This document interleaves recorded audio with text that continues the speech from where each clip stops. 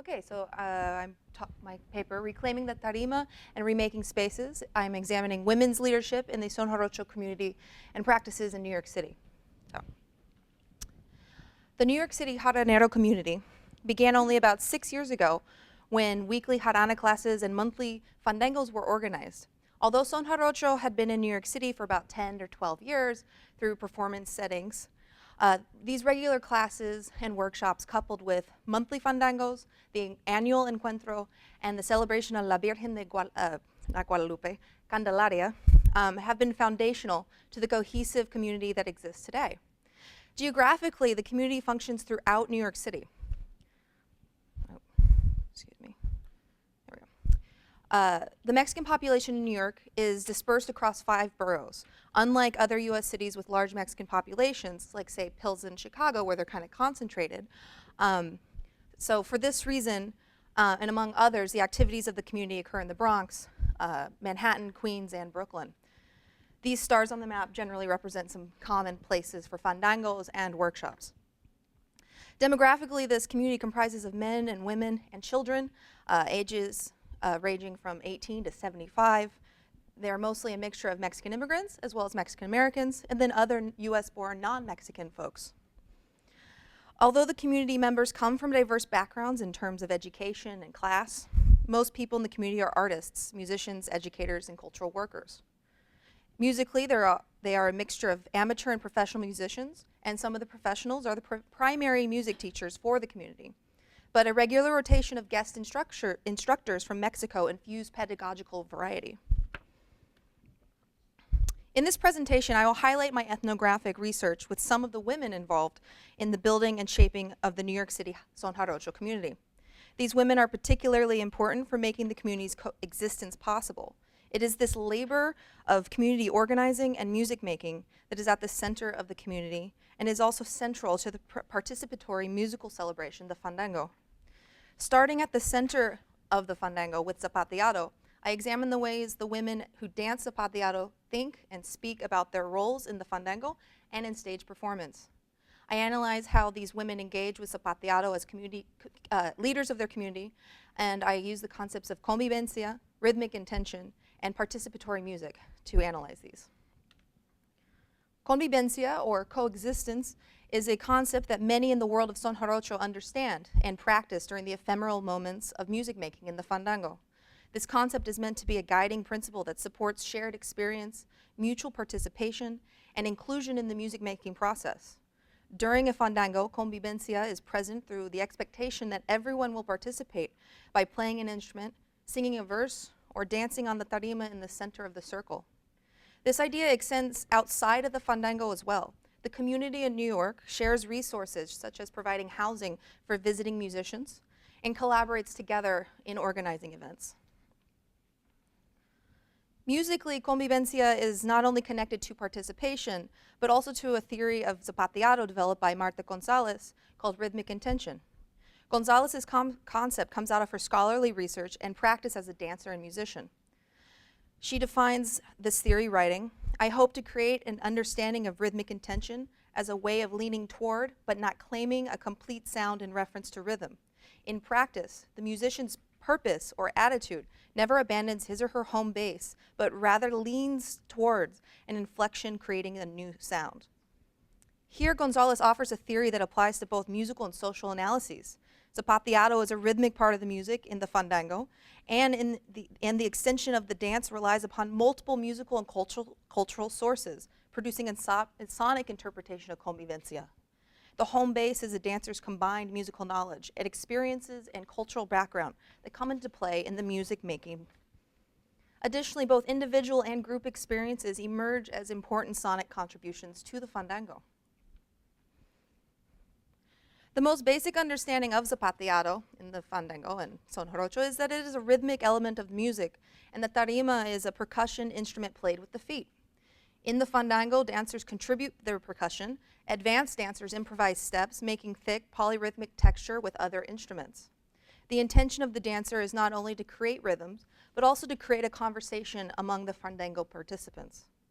Also important to the analysis of Zapateado is that it is clearly another participatory element of Son Jarocho, especially in the fandango setting.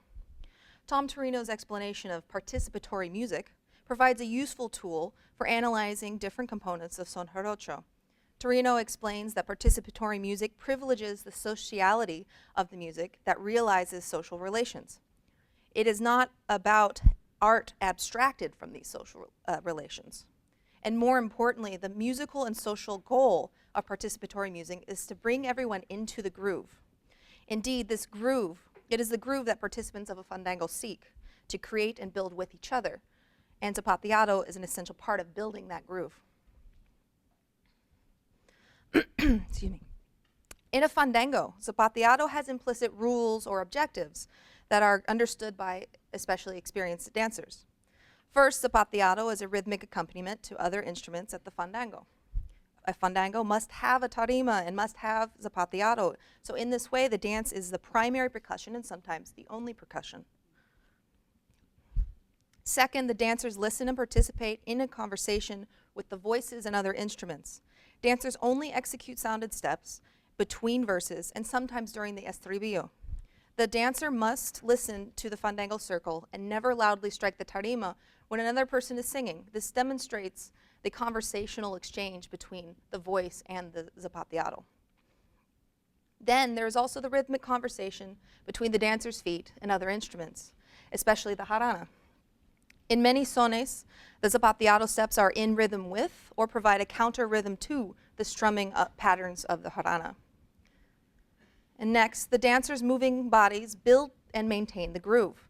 The swaying body in the center of a fandango at the minimum creates a flow within the collective rhythm to reinforce the groove among all participants. And last, zapateado contributes to the overall dense texture that is characteristic of participatory music, and specifically, zapateado adds rhythmic density to the fandango. All of these qualities reinforce the guiding principles of both convivencia and participation.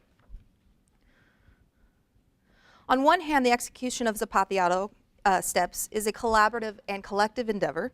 Partners on the tarima, whether a man and a woman or two women, have to communicate with each other, and the fandango circle through sounded steps, the mudanzas, the silent steps, body language, and eye contact. On the other hand, dancing zapateado is quite unique to each individual. No two feet sound the same. Each dancer, like a singer, has a distinct sound in their steps that relates to how they attack the tarima and how they accent a rhythm.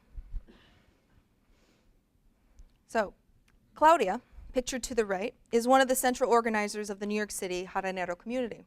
She's a professional musician, and aside from organizing fandangos and workshops in the New York community, she performs with the son jarocho fusion group called Jarana Beat. In Jarana Beat, she plays jarana, sings, and dances zapateado, which is to say she's part of the percussion. Most of her life has been about music, from her musical upbringing with Mexican and Jamaican parents who are both musicians, and to her jazz, ballet, and tap dance and piano lessons she took in her youth. Today, aside from being a professional jaranera, she is also learning flamenco, adding to her musical references. Needless to say, Claudia is a well-trained musician with a musical knowledge that crosses multiple genres. When asking her about how she approaches zapateado in a fandango or in a concert performance, she responds, if it's someone who doesn't know, or someone I don't know very well, that's when my role comes in as I'm going to teach you. I start losing that sense of self. I listen to the requinto, I'm listening to the leona, and whatever instruments are playing, and I start finding conversations with them. On the tarima, it depends on who I'm dancing with. I want to share my steps with someone. I'm trying to let go of those tools and find new patterns and ways of expressing. Here is an excerpt of Claudia doing just that, expressing. This is a solo, zapateado solo during our last, most recent encuentro.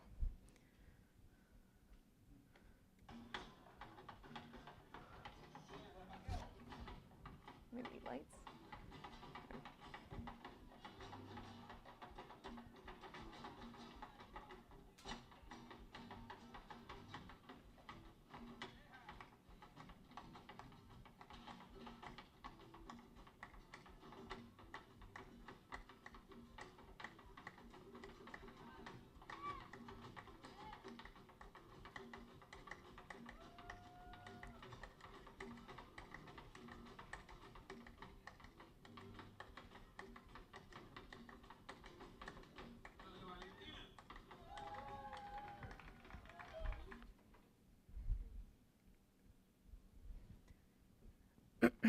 Claudia speaks about her role in the fandango as a more experienced musician.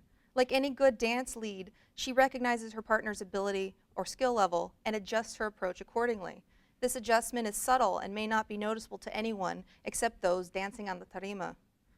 Claudia and others always emphasize this unspoken communication that occurs between dancers on the tarima. Out of that silent communication, again, a greater and more important effect comes about, better development of the groove. The groove is developed at the fandango in a number of ways. With or without sounded steps, the moving bodies of the dancers affect the energy of the fandango circle. If two dancers are out of step with each other, say one is a novice and the other is an expert who doesn't properly lead that novice, their dance might not positively impact the fandango. Someone like Claudia will always lead her new or beginning partner by guiding her to the beat through quiet communication, eye contact, and deliberate steps. In that silent and subtle communication between dancers on the tarima, another important dynamic is occurring.